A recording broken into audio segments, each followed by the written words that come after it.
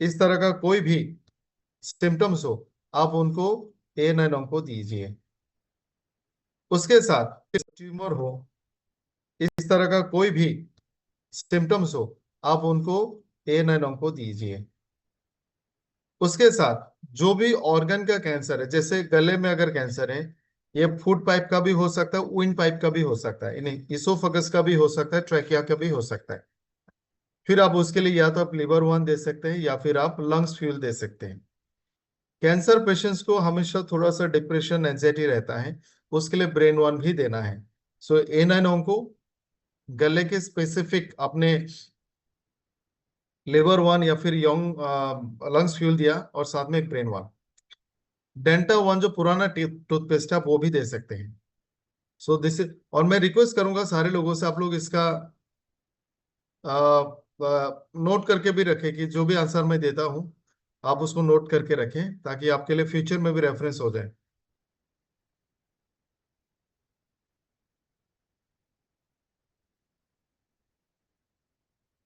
Chest में जिसका ग्लूकोमिया हुआ है, क्या दिया जाए?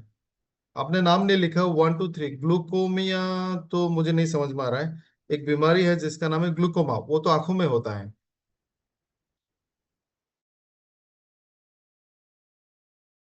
क्योंकि OPOCPH, आप लोग प्लीज अपने आप को रिनेम करें। किसी ने लिखा वुमेन वन कैसे लेना है? वुमेन वन दिन में 2 बार लेना है। अगर किसी का वजन 30 से 50 किलो के बीच में है, आप 10 ml करके 2 बार लें। या फिर हाँ, 10 ml करके 2 बार ही ले, ये आपके लिए इजी रहेगा। अगर किसी का वजन 80 90 किलो है, तो आप 15 ml करके 2 बार लेना। अनिल जी ने लिखा है लाइपोमा में क्या दे सकते हैं? बहुत बार लोग लाइपोमा को सीरियस समझते हैं। लाइपोमा आपके स्किन के नीचे फैट जमा होता है, उसको लाइपोमा बोलते हैं। ये खतरनाक नहीं है। अ, मैं आपको फोटोज दिखाता हूँ। इसके रहते आप जी सकते हो। इसके इसका कोई नुकसान, साइड इफेक्ट या कैंसर जैसा इसमें चैलेंजेस नहीं है।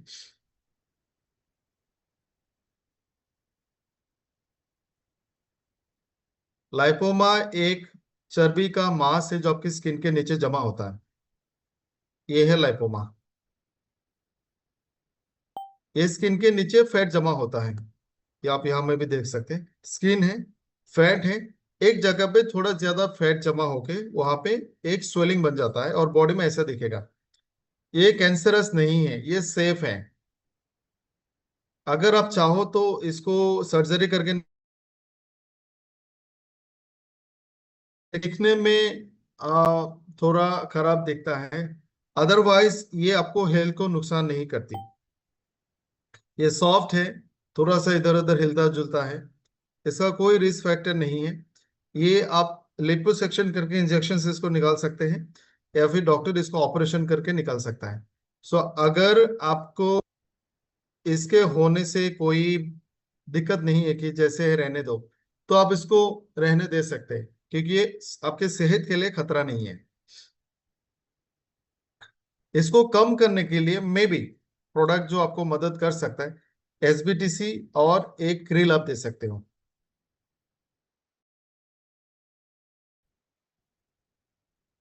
अमित जी ने लिखा 100% प्रोडक्ट्स यूज करने का मतलब है सारे प्रोडक्ट यूज करना है।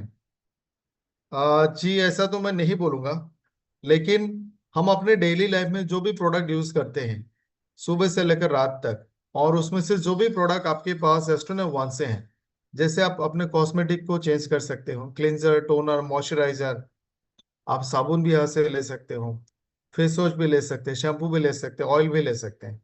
इसके अलावा बहुत सारे लोग कोई ना कोई सप्लीमेंट्स लेते रहते हैं। यानी जो भी प्रोडक्ट आप अपने घर में रेगुलर यूज करते हैं, वो अगर,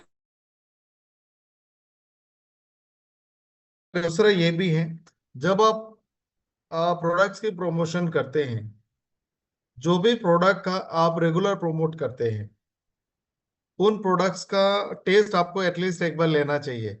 मान लेते हैं कि आपने एवीबीटी कभी नहीं लिया, बाकी सारे प्रोडक्ट्स लेते हैं, लेकिन कस्टमर आपसे एवीबीटी के बारे में टेस्ट, स्वाद, कंसिस्टेंसी, कलर वगैरह पूछ सकते हैं।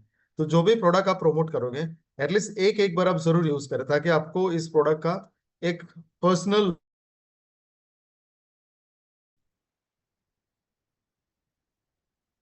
आरबी सिंह साहब, आप मुझे व्हाट्सअप कर देना, हम डिस्कस कर लेंगे। देवेंद्र जी ने एक सवाल पूछा है, हाइपरथायराइड में थायरोवान दे सकते हैं क्या? एआई के अनुसार ये हाइपो के लिए बना है।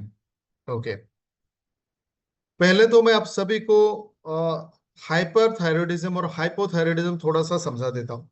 एक सेशन में हमने थायराइड ग्लैंड के बारे में बात किया था। गले में एक छोटा सा हार्मोन का ग्लैंड होता है, वो हमारे लिए दो हार्मोन्स बनाती है, T3 और T4। और ये दोनों हार्मोन हमारी बॉडी की growth, development, metabolism, energy production, etcetera, ऐसे बहुत सारे काम करती है। बहुत सारे काम करती है।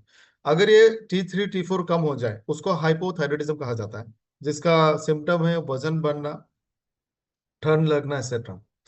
इसका विपरीत भी हो सकता है, आपकी हॉर्मोन्स T3 और T4 ज्यादा भी हो सकता है कभी कभी। अगर ये ज्यादा हो जाए तो आपका वजन कमेगा, आपका वजन कम होगा।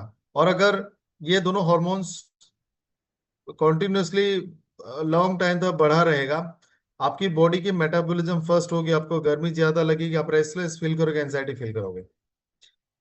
हमने जो प्रोडक्ट बनाया है थायरोवान, इसमें थायराइड है, आई मीन इसमें आयोडीन है, और इसमें से बहुत सारे एलिमेंट्स, बहुत सारे अमीनो एसिड डाला गया है, जो थायराइड हार्मोन की प्रोडक्शन में मदद करती है, T3 और T4 को बनाने में मदद करेगी। लेकिन ये डायरेक्ट रेडीमेड थायरो हॉर्मोन्स नहीं है, T3 T4 नहीं है। जब आपके थायराइड ग्लैंड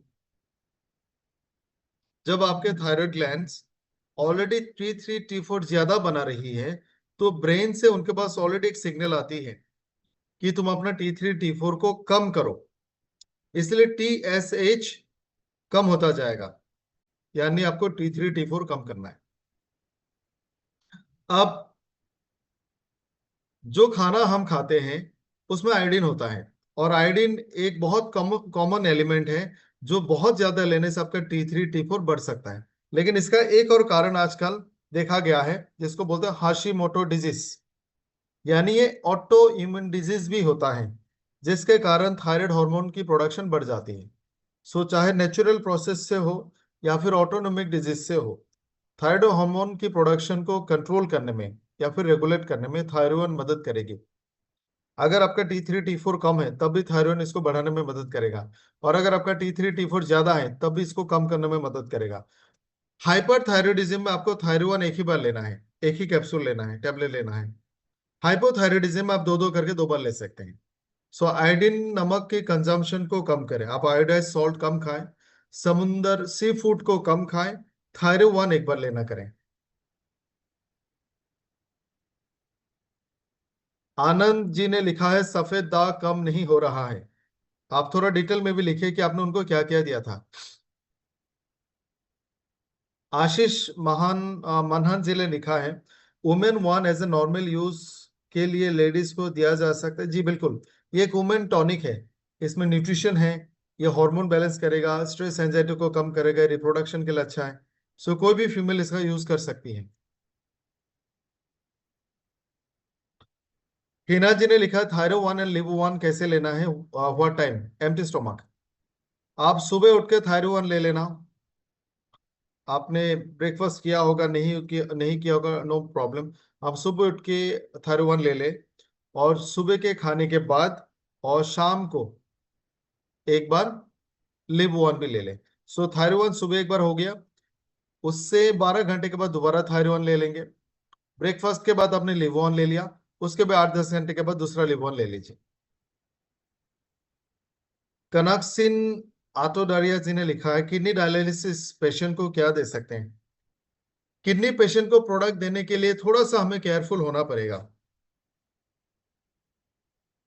200 लीटर ब्लड रोजाना दोनों किडनी से गुजरती है अप्रोक्सीमेटली, और किडनियां ये 200 लीटर ब्लड में से सारे पानी को फिल्टर करके बाहर निकालती है, किडनी के अंदर ही, यानी खून से बाहर निकाल लेगी, और उसको एक लंबा पाइप से गुजारेगा। बहुत लंबा नहीं है, माइक्रो साइज में है। और ये पूरा पानी जब एक पाइप से गुजरेगा अलग अलग हिस्से से, उस पानी से कुछ नमक को बाहर निकाला जाएगा, कुछ टॉक्सिन्स को बाहर निकाला जाएगा, अनवांटेड चीजों को बाहर निकाला जाएगा, और फिर थोड़ी देर के बाद जरूरत की चीजों को वापस ब्लड में उस पानी में भेजा जाएगा, और अननेसेसरी चीजों को पेशाब में बॉडी से बाहर निकाला जाएगा, और ये पूरा पानी फिर से ब्लड में जाएगा। ये काम लगातार ब्लड करती है। जब किसी का किडनी कमजोर होती है, ये फिल्ट्रेशन प्रोसेस वो नहीं कर पाता, तब हम इसको आर्टिफिशियल मशीन से कराते हैं। इसी को डायलिसिस कहते हैं। यानी किडनी पेशेंट्स के लिए आप जो कुछ भी खाते हो, वो एक लिमिटेशन होता है, डॉक्टर के इंस्ट्रक्शन पे ही खाना होता है। अगर किडनी पेशेंट को डॉक्टर ने कोई रेस्ट्रिक्शन नहीं दिया है कि आप सब कुछ खा सकते हैं, तो आप उनको फ्लाश वन और एसबीटीसी दे सकते हैं। अगर कोई रेस्ट्रिक्शन है तो आप उनको कुछ ना दें। मिथिले जी ने लिखा है यूट्रस में गांठ है। गांठ को मेरे ख्याल से सिस्ट बोलते हैं। सिस्ट का सवाल बहुत सारे आते हैं। सिस्ट के बारे में थोड़ा सा बताता हूं आपको, तो आप लोग इसको समझ पाओगे।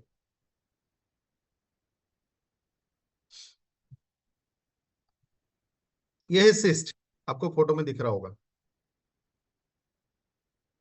ये जो सबसे पहला और बड़ा फोटो है, आप उसको देखिए।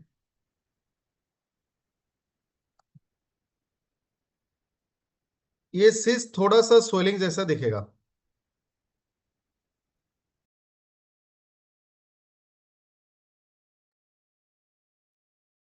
सिस्ट थोड़ा सा बड़ा और स्वेलिंग जैसा दिखेगा।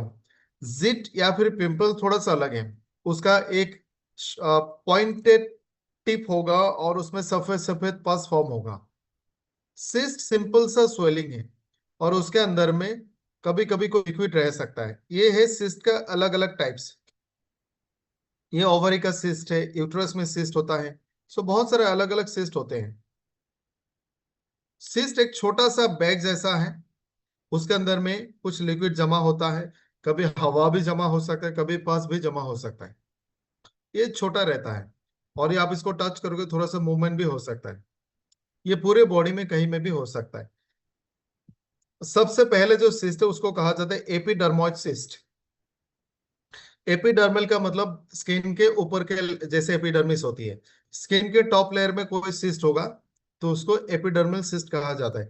एक है गैंग्लोइन सिस्ट, ये नर्व की सेल्स में होती है। एक है ओवरियन सिस्ट, जो ओवरी में होता है। एक है सेबाशियस सिस्ट, जो हेयर ग्लैंड्स में होते हैं। सिस्ट के बहुत सारे सिम्टम्स भी हैं, और अलग अलग सिस्ट का अलग अलग उसका डेफिनेशन है कि इस जगह पे होगा तो ऐसा होगा। और उनका हेल्थ चैलेंज बहुत ज्यादा तो नहीं है। ये नॉर्मली नॉन कैंसरस होता है। और खास करके जो ओवेरियन सिस्ट होता है, यूटेरियन सिस्ट होते हैं, ये उम्र के साथ खत्म भी होती है, लेकिन कुछ सिस्ट जो है रह जाती है। तो सिस्ट एक नॉर्मल सा ग्रोथ है। इसके कारण infection, inflammation, auto immune disease, nutrition deficiency, skin injury कुछ भी हो सकता है। यूट्रस के सिस्ट थोड़ा सा कंसर्न का है, लेकिन ज्यादा जो कंसर्न वाला सिस्ट है वो है ओवरियन सिस्ट। ओवरियन सिस्ट अगर ठीक ना हो तो प्रेगनेंसी में चैलेंजेस आ सकते हैं। सो यूट्रस और ओवरियन सिस्ट के लिए सबसे पहला चीज कि अगर किसी का वजन ज्यादा है, आप अपने वजन को कंट्रोल करें। वजन को कम करना पड़ेगा। उसके लिए आपको फिटनेस वन, एसबीटीसी जूस, कार्ब काट वन, A1 लिन, ये सारे प्रोडक्ट हेल्प करेंगे। साथ में यूट्रस और ओवरी सिस्ट के लिए स्वीट 18, ओमेन वन और क्रिल वन, तो ये तीन चार प्रोडक्ट लॉन्ग टाइम के लिए आप उनको देना है। लाइफस्टाइल में मॉडिफिकेशन करना है, फिजिकल एक्टिविटी को बढ़ाना है, खाने में फास्ट फूड, जंक फूड को अवॉइड करना है। Unhealthy fat, junk food, fast food, oily food देखा गया है कि सिस्ट को होने में मदद करती है।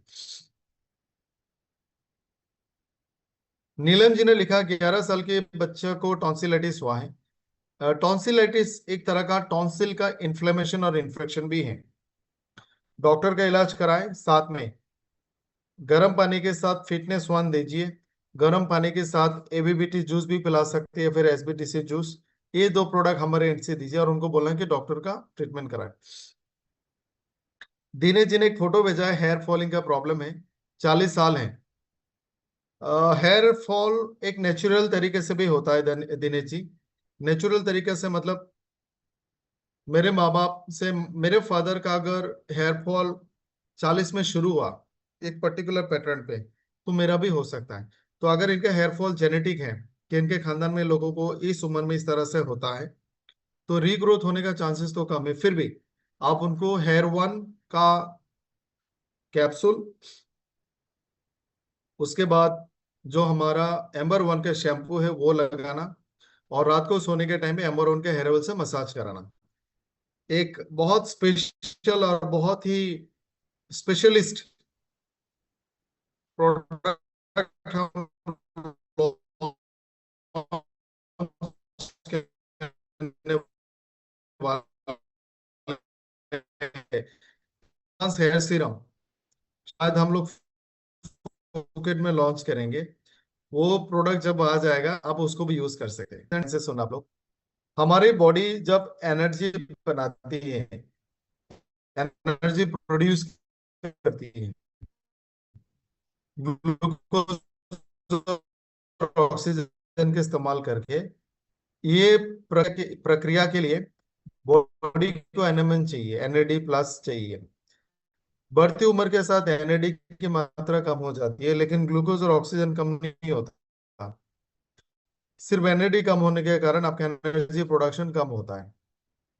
सो जी, यंग फिल एनएडी प्लस की मात्रा को बढ़ाएगी आपके सेल के अंदर, जिसके कारण बॉडी में एनर्जी प्रोडक्शन बढ़ेगा। तो जिनका वजन ज्यादा है, अगर वो सुबह खाली पेट 2 यंग फिल लेते हैं और अगले 4 घंटा 5 घंटे तक, एटलीस्ट 2 घंटे तक कुछ भी कार्बोहाइड्रेट नहीं लेते, सुबह यंग फ्यूल लेने के बाद आप फिजिकल एक्टिविटी करो, वॉक करो, आपको थकावट नहीं होगी।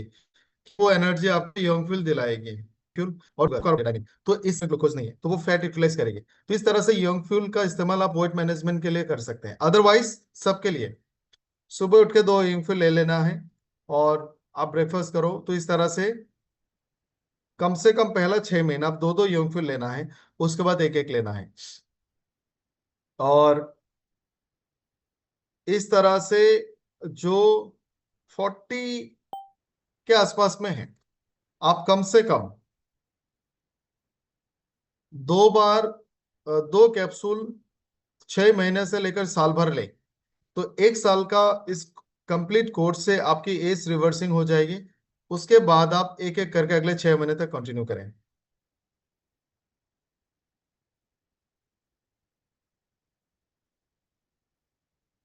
28 साल की एक महिला है, शाम के समय सर दर्द करता है, क्या देना है? सर दर्द के लिए इन्होंने नाम लिखा है लक्ष्य गुरुकुल घोगसम। आप उनको कॉर्डिसिप का कॉफी, लेकिन ये रात को नहीं देना, आप सुबह देना, और सुबह शाम एक एक करके ब्रेन वन देना। डॉक्टर जितेंद्र सिंह जी ने लिखा 84 की फीमेल को नी प्रॉब्लम्स हैं, ortho one joint flexor calmic D दिया है but is not satisfied, 1 month लिया है। जितेंद्र जी और सभी लोगों को मैं बताऊंगा, अगर किसी को जॉइंट्स की प्रॉब्लम है आफ्टर 40, आप चाहे डॉक्टर का दवाई क्यों ना दो उनको, पेन किलिंग के लिए आप कोई भी पेन किलर दे दो, एनएसआईडी दे दो, वो तो एक ही दिन में पेन कम कर देगा, लेकिन वो टेम्पररी है, रोज आपको खाना पड़ेगा और उससे किडनी खराब होगी। अगर जड़ से मिटाना है ऑस्टियो आर्थराइटिस को या फिर रिमेटॉइड आर्थराइटिस को, तो डॉक्टर भी बोलेंगे कि अगले पूरी लाइफ आपको कैल्शियम लेते रहना पड़ेगा, ये भी 6 महीना साल भर लेना पड़ेगा। सो 84 की एज में जॉइंट्स में काफी सारे डैमेज होती है, उसको रिपेयर करने के लिए ऑर्थो वन 1 साल लेना पड़ेगा, दो दो 2 बार, 2 ऑर्थोन सुबह 2 ऑर्थोन शाम को, साथ में कैलमेक्टी, एक मेरिन कोलाजन, और आप क्रिल वन या फिर जॉइंट फ्लेक्सर भी दे सकते, not joint flexor, flex L. White patches के लिए दो तरह का होता है, एक एक तो फंगल इन्फेक्शन है, एक मेलानिन की वजह से होता है। विटिलिगो अगर है तो आप उनको एबीबीटी या एसबीटीसी जूस पीने के लिए दे, साथ में कैफरीडे वन या फिर एज पर जेंडर लगाने के लिए एलोजेल, चेहरे पे सिंपली जिंक सीरम और बॉडी में आप एक क्वार्ट्ज का साबुन भी दे सकते हैं। राजीव जी ने लिखा है 40 साल का कोई आदमी है, उनको हर समय सुस्त पन थकान महसूस होती है, रिप्रोडक्टिव चैलेंजेस भी है, उसे कौन सा प्रोडक्ट देना चाहिए? राजीव जी, इनका पहले ब्लड शुगर टेस्ट कराना। अगर शुगर है तो डायबिटेल वन, अदरवाइज एक यंग फ्यूल, एक एवरीडे वन और एक प्रो वाइटलाइजर H12 आप उनको देना शुरू करें। जितेंद्र जी ने लिखा पैंक्रियास में पेन है। आपको अगर एग्जैक्टली पता है कि पेन पैंक्रियास में है, तो पैंक्रियास में इन्फ्लेमेशन या कोई ना कोई दिक्कत है। लिवर वन दे सकते हैं, SBDC दे सकते हैं, लेकिन पैंक्रियास में पेन और इन्फ्लेमेशन होगा तो डायबिटीज होने का संभावना होती है। पहला आप उनका एक बार रिपोर्ट वगैरह अगर है उसको दोबारा से अच्छे से चेक करें, तब कंफर्म कह सकते हैं, क्योंकि पेशेंट को पता नहीं चलता कि ये पेन पैंक्रियास का है, लिवर का है या फिर एपिगेस्ट्रिक का है। आमिर हुसैन ने पूछा ब्रेस्ट कैंसर में क्या दिया जाए? कोई भी कैंसर हो, कोई भी कैंसर हो, एन एन को। दूसरा, उस ऑर्गन के लिए स्पेसिफिक प्रोडक्ट, जैसे ब्रेस्ट कैंसर में स्वीट 18, साथ में एक ब्रेन वन।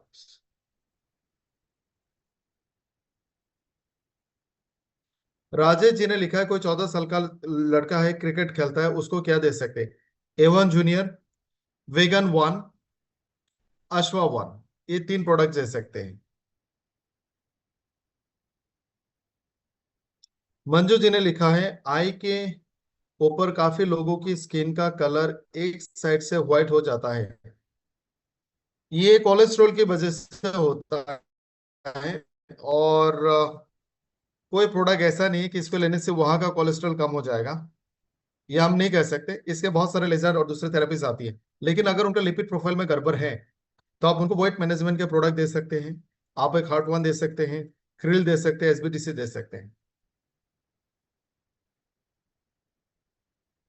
दिनेश उनियल जी ने बहुत अच्छा सवाल पूछा है, कोई भी सप्लीमेंट कितने देर तक ले सकते हैं? क्या हम 2-3 साल तक एक ही सप्लीमेंट कंटिन्यू ले सकते हैं और एक ही डोज में 3-4 सप्लीमेंट ले सकते हैं? बहुत अच्छा सवाल पूछा। सप्लीमेंट लेने का जो मेन पर्पस है हमें वो समझना पड़ेगा, और हर्बो न्यूट्रीजेनिक्स में हमने 5 चीजों को डाला है: प्रोबायोटिक्स, एंटीऑक्सीडेंट, आयुर्वेदा, न्यूट्रोस्यूटिकल, न्यूट्रीजिनोमिक्स। एक नॉर्मल इंसान भी मान ले तो उसको कोई बीमारी नहीं है, 25 साल का है, कोई बीमारी नहीं है, उसके बॉडी में भी न्यूट्रिशन डेफिशिएंसी होता है, क्योंकि हमारा खाना पीना अच्छा नहीं है, हमारा न्यूट्रिशन अच्छा नहीं है, हम जो खाना मार्केट से लेके आ रहे हैं उससे आपको भरपूर न्यूट्रिशन नहीं मिलेगा। तो न्यूट्रिशन डेफिशिएंसी को आप कभी खत्म नहीं कर सकते, न्यूट्रिशन डेफिशिएंसी है और हमेशा रहेगा। सो न्यूट्रिशन हमें सप्लीमेंट के हिसाब से लेना ही पड़ेगा। इंडिया में धीरे धीरे न्यूट्रिशन की कमी बहुत ज्यादा देखने को मिल रही है, जिसको हम मेल न्यूट्रिशन कहते हैं। कैल्शियम की कमी कॉमन है, मैग्नीशियम की, B12 की, आयरन फॉलिक की, और ये धीरे धीरे बढ़ेगा। सो अगर आप दूसरा कुछ भी प्रोडक्ट लेना चाहे या ना लेना चाहे, आपको न्यूट्रोसिटिकल तो लेना ही पड़ेगा। और सबसे आसान और सिंपल न्यूट्रोसिटिकल कौन सा है? Sweet 18, amazing 40, everyday one. बच्चों के लिए A1 जूनियर, तो ये आप बंद नहीं कर सकते। दूसरा, जो खाना हम रोजाना खाते हैं उससे केमिकल, टॉक्सिन्स, अनवांटेड हार्मफुल चीजें हमारे बॉडी में रोज पहुंचती है। साग सब्जी से कैंसर पैदा करने वाली टॉक्सिन पहुंचती है, हवा से टॉक्सिन पहुंचती है, तो हमारे बॉडी को डिटॉक्सिफायर भी चाहिए। SBTC, ABTT, लिवर वन, ये तीनों बेहतरीन डिटॉक्सिफायर है, तो इनमें से एक आपने ले लिया। उसके अलावा, और ये दोनों आप शायद कभी बंद ना कर पाए, जैसे हम चाय पीते हैं उसके साथ बिस्किट लेते हैं और ये हम जिंदगी भर लेंगे, उसी तरह से एक मल्टीविटामिन और एक डिटॉक्सिफायर आप कम से कम 5 साल तक लगातार लेते रहें। और 35 के बाद यंग फ्यूल, यंग फ्यूल 2 साल के लिए हो गया, एवरीडे वन 2-3 साल के लिए हो गया, SBTC, ABPT या फिर लिवर वन भी 1-2 साल के लिए हो गया। तो ये जो 3 साल का पीरियड होगा, इसके बाद आपका बॉडी कम से कम भी 5 साल एज रिवर्स कर लेगा, यानी आपका बॉडी बहुत स्ट्रांग हो गया, या अगले 2-3 साल तक ये सारे टॉक्सिन का सामना कर सकता है। सो एटलीस्ट 3 साल तक आप इसको बंद ना करें। उसके बाद अगर कोई स्पेसिफिक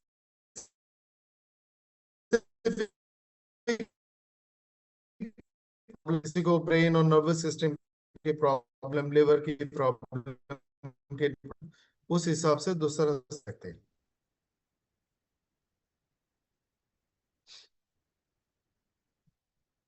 सुभाष रवानी जी, आपने जो फोटो भेजा है, एक बार इसका रिपोर्ट भी मुझे भेज देना।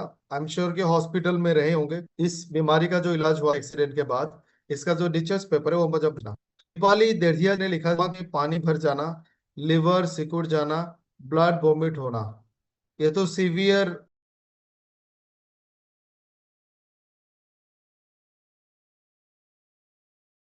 तो आप थायरॉइड दे सकते हैं। अरुण जी ने लिखा है एक्जिमा में क्या दे सकते हैं। आप सभी को एक कॉमन बीमारी के बारे में बता देता हूं। आप लोगों ने ऑटोमिन डिजीज के बारे में सुना होगा।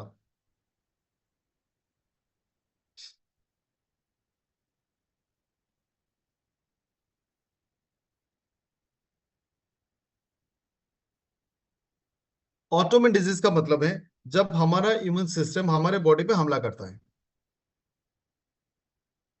मान लो भारत का सेना है, उसने बॉर्डर पे दूसरे देशों से, दुश्मन देशों से लड़ना था, उसने गलती से हमारे देश में बॉम्ब फेंक दिया, यानी हमारे डिफेंस सिस्टम हमें ही हमला करे, ये हमारे बॉडी में होता है। इसको ऑटो इम्यून डिसऑर्डर कहा जाता है। सो इसको रिमेटिज्म भी कहा जाता है। सोरेसिस एक बीमारी है, एक्जिमा एक बीमारी है। आप लोगों को फोटो भी दिखाता हूं मैं। सो इस बीमारी में आपके स्किन में इन्फ्लेमेशन होती है, खुजली होगा, स्वेलिंग होगा, मछली जैसा कवरिंग बन सकता है। एक तरह का सिवियर एलर्जी या फिर ऑटोमिन डिजीज है। कोई भी ऑटो इम्यून डिजीज में, कोई भी ऑटोमिन डिजीज हो, उसमें सिर्फ एन को देना है, क्योंकि एन को हाइपर इम्यूनिटी को नॉर्मल पे लेके आता है, और अगर इससे इम्यूनिटी बहुत कमजोर हो उसको भी नॉर्मल पे लेके आएगा। सो अरुण जी, इसमें सिर्फ एन को देना है। और रात को सोने से पहले, सोने के टाइम पे आप एलोवेरा जेल लगा के रख सकते हैं। अफसाना जी ने लिखा एवन लेन मॉर्निंग में लेने से गैस का प्रॉब्लम हो रहा है। होना तो नहीं चाहिए, अगर आप दूध के साथ लेते हो और अगर उनको लैक्टोज इंटॉलरेंस है तो हो सकता है। आप उनको खाने के बाद दिला दो, और अगर दूध पीने से उनको तकलीफ है तो आप पानी के साथ भी दे सकते हैं। एम के थुकरेल जी ने लिखा है HLA-B25 में क्या दे सकते हैं। देखो ये एक एंटीबॉडी है, एंटीजन है, एंटीबॉडी है, एक टेस्ट है। अगर ये पॉजिटिव है, यानी उनके बॉडी में एक ऐसा एंटीबॉडी बन रहा है जो आपको हड्डियों को आपस में फ्यूज कर रहा है। जैसे हमारी रीढ़ की हड्डी है, वो मूवमेंट कर सकता है, आमने सामने हम झुका सकते हैं। अगर किसी का HLA-B25 antigen positive, antibody positive है, ये भी ऑटोमिन डिजीज है, यानी आपके शरीर आप पे हमला कर रहा है। तो रीढ़ की हड्डी जो छोटे छोटे टुकड़ा जो मूवमेंट कर सकते हैं उसको आपस में फिक्स कर देता है। इसको एंकाइलोजिंग स्पॉन्डिलोलिटिस कहा जा सकता है। इसका एक ही इलाज है कि डॉक्टर जो इसका इलाज करे वो आप कराएं। साथ में आप सिर्फ एन को दीजिए, क्योंकि ये इम्यून सिस्टम को सप्रेस करेगा।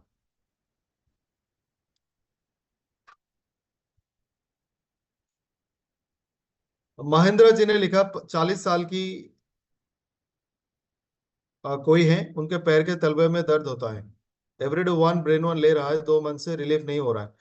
महेंद्र जी, उनका एक्सरे कराना पड़ेगा। हो सकता है हड्डी एक्सटर्नल ग्रो हो गया, हड्डी बढ़ जाता है बहुत बार, और अगर हड्डी बढ़ गया है तो उसको दवाई से आप ठीक नहीं कर सकते। इसको एक ऑर्थोपेडिक सोल खरीद के देना पड़ेगा, स्पेशल सॉफ्ट सोल आता है, उस शू या चप्पल में डाल के पहनेंगे, और इसका सर्जरी करना पड़ेगा। दिनेश जी, एलोपेकिया में भी वही है जैसे मैंने अभी थोड़ी देर पहले बताया था, हेयर वन, एम्बर वन की शैम्पू, एम्बर वन की हेयर ऑयल, और शैम्पू के साथ एलोजल मिक्स करके लगा के 5 मिनट रखने के बाद वॉश करना है। जेम्स मोहम्मद ने लिखा है किसी को सुनने की प्रॉब्लम है, कान का हेयर हेयर हियरिंग इश्यूज है। इसका 2 कारण हो सकता है, एक जो पर्दा है, पर्दे में दिक्कत हो, दूसरा पर्दे से जो नार्व ब्रेन तक साउंड वाइब्रेशन को कैरी करते उसमें प्रॉब्लम हो। अगर नर्वस सिस्टम की प्रॉब्लम है तो ब्रेन वन आप लोग हेल्प करेगी, लेकिन अगर पर्दे में दिक्कत है तो इसका इलाज तो नहीं हो सकता, या फिर सर्जरी हो सकती है।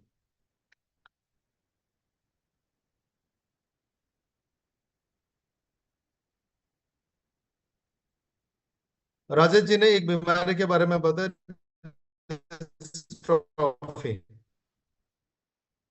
देखो ये एक जेनेटिक डिजीज हम बोल सकते हैं। हमारे बॉडी में जो मसल होते हैं, मसल के फाइबर्स होते हैं, बहुत सारे छोटे छोटे मसल के रेशे होते हैं। एक फाइबर दूसरे फाइबर के साथ चिपका रहता है और एक गम से चिपका रहता है, उस गम का नाम है डिस्ट्रोफिन। ये गम जब तक रहेगा तो मसल स्ट्रांग रहेगा, लेकिन जेनेटिकली बहुत सारे लोगों का ये गम नहीं रहता है, नहीं बनता है, तो आपके मसल कमजोर होते हैं, तो इसको डिस्ट्रोफी कहा जाता है। इस तरह का बहुत सारे अलग अलग डिस्ट्रोफी केसेस है। इसमें राजेश जी, आप उनको यंग फील्ड सजेस्ट कर सकते हो, साथ में अश्वावान, और एज के हिसाब से एक multi multivitamin. So young fuel, Ashwavan और एक मल्टी विटामिन। यंग फ्यूल हम इसलिए सजेस्ट कर रहे हैं क्योंकि ये डीएनए पे काम करता है, बट ये एस्टेब्लिश नहीं है, क्योंकि ये सर्टेन जीन्स को एक्टिवेट करता है जो बॉडी के मेटाबॉलिज्म और दूसरे दूसरे जेनेटिक फंक्शंस पे काम करती है, तो हो सकता है। लेकिन अश्वावान मसल को बिल्ड होने में, उसको ग्रोथ होने में, रिपेयर होने में मदद करती है।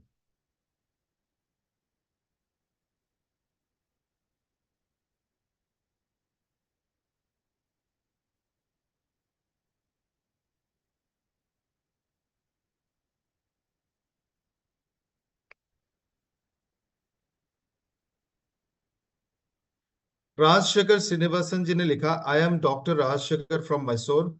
आई have advised, right? It involves the disruption of circulatory system over there, also the disruption of nervous function over there. And due to lack of nervous supply and blood supply, the bone, the joint tips is dying and they erode. So three product of choice. The first one is, second one is heart one, to increase the blood flow to the increased blood supply over there. So continue these three products for at least 90 days. If you are below 50 or below 60 kg, consume one tablet to 70, two tablet or capsule of each. Brain, ortho one, heart one.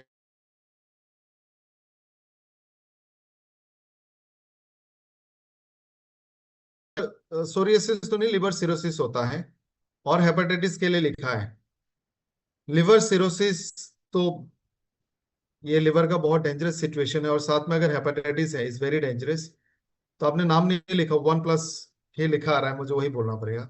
Doctor का इलाज कराए पहला। Hepatitis B के लिए उनको antibiotic और दूसरे supportive therapy होंगे। लिवर सिरोसिस के लिए हमारे यहाँ से आप उनको लिवर वन देना, एन को देना, और एक एसबीटीसी देना, 3 प्रोडक्ट।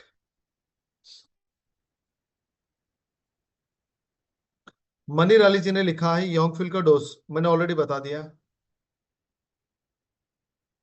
मोटोरोला A70, उन्होंने लिखा एस्ट्रोनॉट वन में काम कैसे स्टार्ट करें। सर आप अपना नाम लिखो। जी ने लिखा है, 17 साल का बच्चा है, उनको जॉन्डिस हो गया है, तो उसमें क्या देना चाहिए।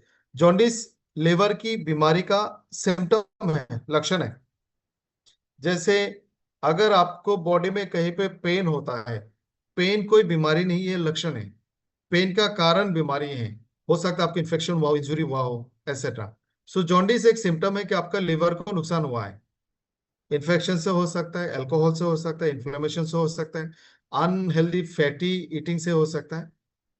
तो नीलू जी, पहला उनको खाने पीने में आप कंट्रोल लाओ, बॉयल खाए, वजन को कंट्रोल में रखे, बाहर का खाना पीना बंद करे, हाइजीनिक फूड ले, हाइजीनिक वाटर पिए, और लिवर वन कैप्सूल, साथ में क्रिल वन, ये स्टार्ट करें।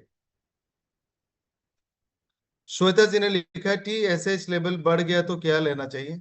TSH, कभी कभी नॉर्मल इंसान का भी TSH बढ़ेगा, तो सिर्फ TSH बनना, लेकिन T3 T4 अगर नॉर्मल है तो कोई टेंशन की बात नहीं है। अगर T3 T4 कम हो गया है, TSH बढ़ गया है, तो मैटर ऑफ कंसर्न है। ऐसे में आप उनको थायरो 1 दे सकते हैं। रियलमी, मैं सभी से हाथ जोड़ के निवेदन करता हूँ, आप लोग प्लीज अपना नाम लिखें। मुझे ये बिल्कुल अच्छा नहीं लगता मैं आपको बुलाऊं Realme RMX 2170। Fatty liver second stage है, वो सही नहीं हो रहा है। अभी मैंने लिवर से रिलेटेड कुछ चीजें बताई, आप उसको भी फॉलो करें। बाहर का खाना पीना बंद, बॉयल खाएं, फास्ट फूड जंक फूड बंद, ऑयल को कम करें, पानी ज्यादा पिए, Liver 1 capsule, Krill 1।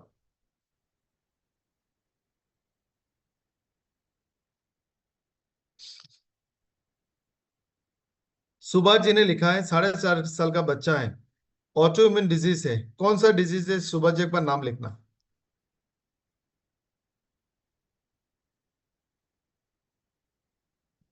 Suman ji ने लिखा है, प्रेगनेंसी के लिए क्या प्रोडक्ट दे, एज 30, ऑल रिपोर्ट्स नॉर्मल है। इसको आप सभी लोग नोट करना। अगर किसी को बच्चा नहीं हो रहा है, तो आप ये मत कंसिडर करना कि इसके लिए महिला ही रिस्पॉन्सिबल है, हस्बैंड भी होता है इक्वली। किसी भी कपल को बच्चा नहीं हो रहा है, तो husband and wife are equally responsible, तो आपको दोनों को प्रोडक्ट देना है। पहला चीज आपको ध्यान रखना, दोनों का वजन सही है या नहीं। अगर वजन ज्यादा है, तो वजन कम करने के लिए Fitness 1, SBTC, कार्ब कट 1 और A1 लिन, 4 प्रोडक्ट वजन को कम करने के लिए। Fitness 1, SBTC, कार्ब कट 1 और A1 लिन, 4 प्रोडक्ट देना है। अगर वजन कम है, तो भी वजन बढ़ाना पड़ेगा। बढ़ाने के लिए आप खाने से 1 घंटा पहले Levo 1 सिरप, खाने के बाद Liver 1 कैप्सूल एवरीडे 1 और वेगन 1 प्रोटीन ऐड कर सकते हैं। ये हो गया वेट मैनेजमेंट के लिए। अभी प्रेगनेंसी के लिए सबसे पहले हस्बैंड के लिए लिखिए प्रो वाइटलाइजर H12। दूसरा प्रोडक्ट है Brain 1। तीसरा प्रोडक्ट है एवरीडे 1। चौथा प्रोडक्ट है अश्वा 1। आई रिपीट, फर्टिलिटी के लिए हस्बैंड के लिए pro vitaliser H12, Brain 1, everyday 1, Ashva 1। और वाइफ के लिए हेमोफोर्टिन, WLB 1, Sweet 18, Omen 1, Brain 1। WLB 1, Sweet 18, Omen 1, Brain 1।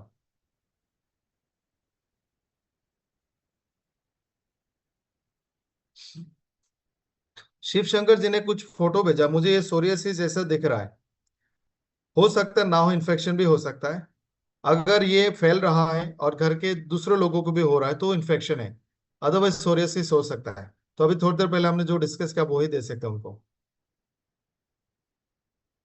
Anand ji ने लिखा, 13 साल का लड़की है, उसे बैक साइड में पेट से लेकर कमर तक बाल हो रहा है, इसको रुकवाने का कोई सोल्यूशन है क्या? एक बीमारी है, I am not sure if it is that. उसको हिरचुटिज्म बोलते हैं, पूरे बॉडी में हेयर्स आ जाते हैं, चेहरे में भी आते हैं। इसको रोकने का तो नहीं है, रोकने के लिए आप दवाई तो नहीं दे सकते, लेकिन एक ऑल्टरनेटिव सॉल्यूशन बता सकता हूँ। विटामिन बी के कमी से, बी कॉम्प्लेक्स जो फ्रूट्स और वेजिटेबल्स में मिलते हैं, उसके कमी से बालों का ग्रोथ बंद होती है, बाल नहीं उगते। और विटामिन ए अगर ज्यादा हो जाए, तभी बालों की ग्रोथ कम होती है। तो आनंद जी, आप इस लड़की को ज्यादा ज्यादा गाजर खिलाएं। उनकी बॉडी में अगर विटामिन ए लगातार